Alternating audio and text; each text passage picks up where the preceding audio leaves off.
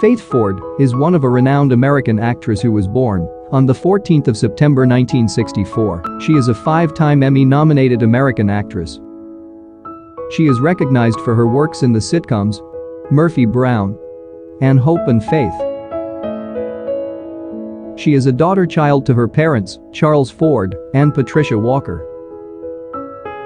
She holds an American nationality and belongs to Caucasian ethnicity. Ford attended Pineville High School. Moving towards the relationship of Faith Ford, she is a married woman, thus, she tied the knot to Campion Murphy in 1998. Her husband is an American writer and director. However, in the past Faith tied the knot to Robert Nottingham in 1989. Besides, their relationship does not last long and got divorced in 1996. American actress Ford is 55 years old, gorgeous woman. She has a perfect body structure with a charming face and a captivating smile. She has blue eyes and blonde hair. She belongs to a tall frame height and slim body figure. Her height stands 5 feet 7 inches tall and weighs around 58 kilograms. She has estimated her net worth of around $4 million.